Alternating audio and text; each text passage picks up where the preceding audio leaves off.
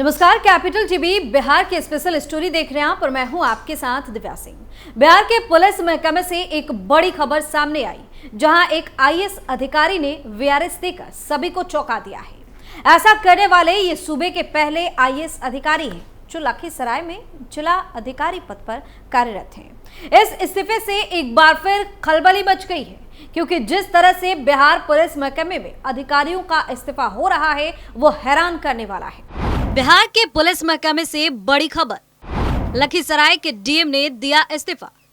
इस्तीफे की खबर ने सबको चौंकाया।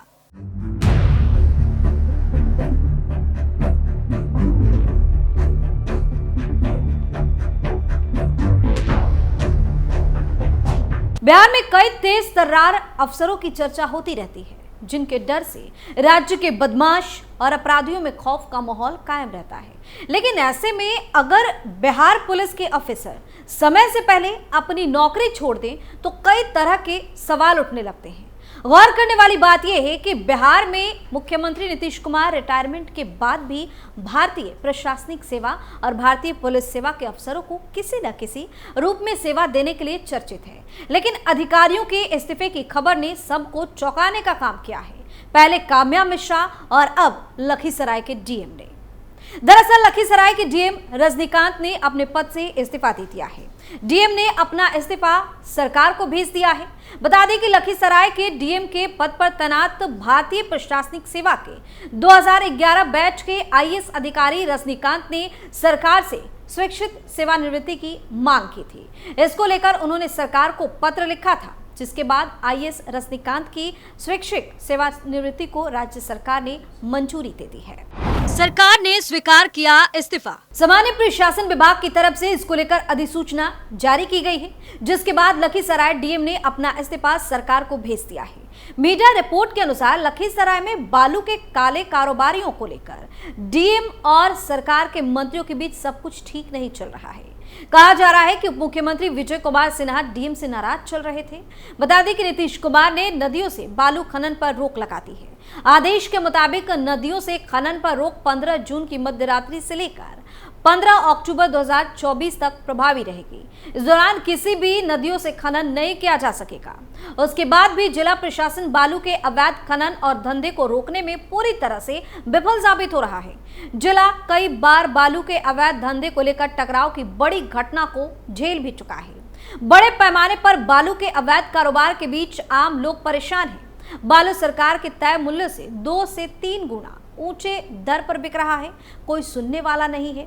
वहीं बिहार सरकार के उप मुख्यमंत्री सह खनन मंत्री विजय कुमार सिन्हा के अनुसार अवैध बालू खनन और ढुलाई को लेकर कार्रवाई का निर्देश खनन विभाग और स्थानीय जिला प्रशासन को दिया गया है, लेकिन उसका खास असर नहीं दिख रहा है।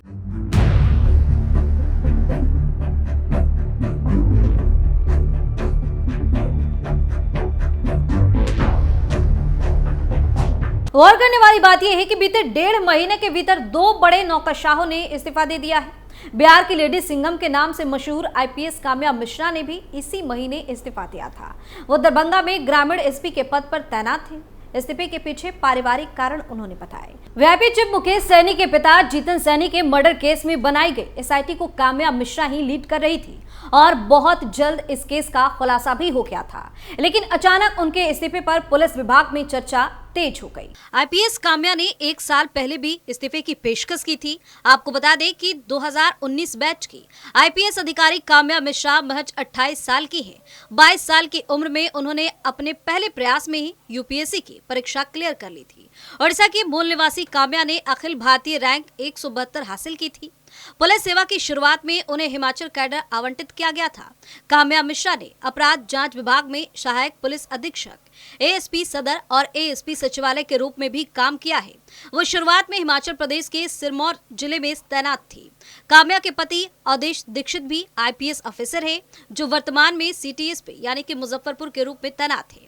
दोनों ही 2019 बैच के आईपीएस अधिकारी हैं। गौर करने वाली बात यह है कि प्रधानमंत्री नरेंद्र मोदी और मुख्यमंत्री नीतीश कुमार के साथ काम कर चुके प्रशांत किशोर यानी पीके 2 अक्टूबर को राजनीतिक दल के रूप में बिहार की राजनीति में उतरने वाले हैं।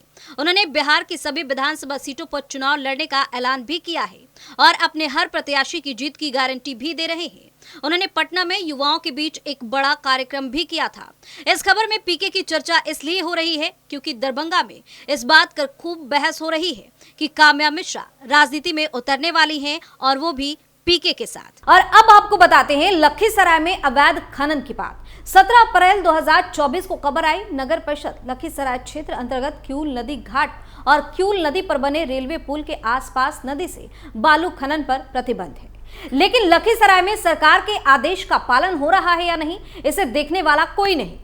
हाल में शहर में बालू चोर गिरोह सक्रिय होकर शहरी क्षेत्र में विद्यापीठ चौक से लेकर कबया तक क्यूल नदी के 15 से अधिक घाटों पर अवैध बालू खनन का काम कर रहे हैं। बता दें कि बालू चोर क्यूल नदी की खुदाई कर घाट को मौत का कुआं बना दिया है।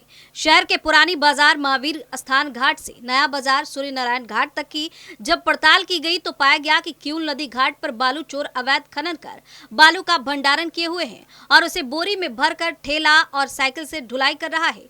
जब मीडिया कर्मी और कैमरा को देखा तो बालू चोर भाग खड़े हुए। शहर में बालू के इस अवैध कारोबार से स्थानीय पुलिस अनजान है। खनन विभाग को इससे कोई मतलब भी नहीं है। पड़ताल में यह सामने आया है कि क्यूल नदी घाट पर बालू चोर पहले नदी में उस जगह की तलाश करते हैं जहां बालू है, फिर उसकी खुदाई कर घाट किनारे बालू का भंडारण करते हैं। इसके बाद प्लास्टिक बोरी में भरकर बालू की बिक्री शहर के विभिन्न मोहल्लों में करते हैं।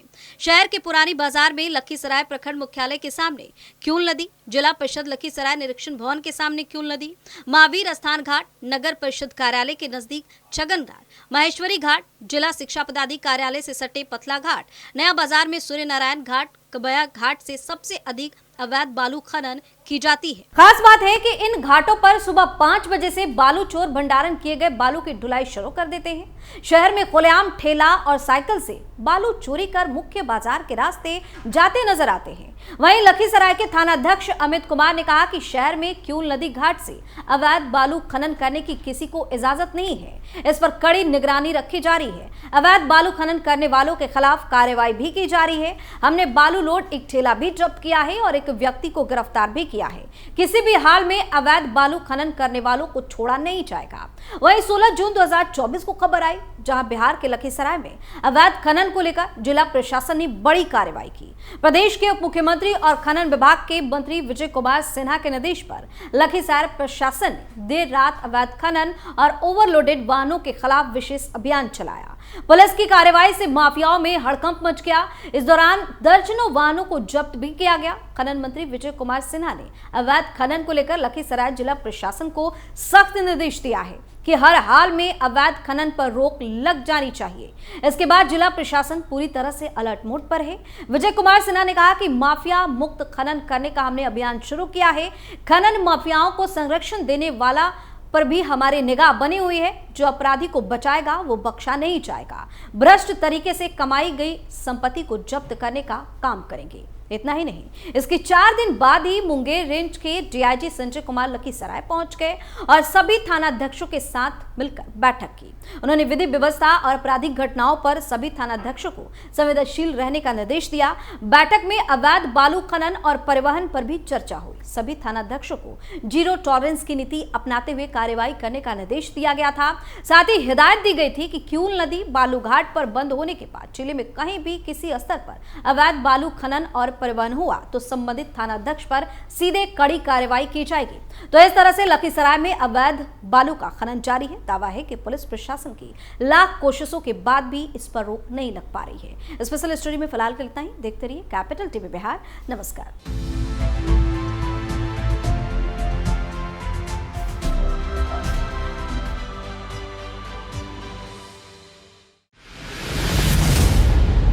मैं राजनीति करता नहीं, पर राजनीति को बहुत गहरे तक समझता हूं। मैं लोगों के बीच रहता हूं, लोगों के मन को अच्छे से जानता हूं।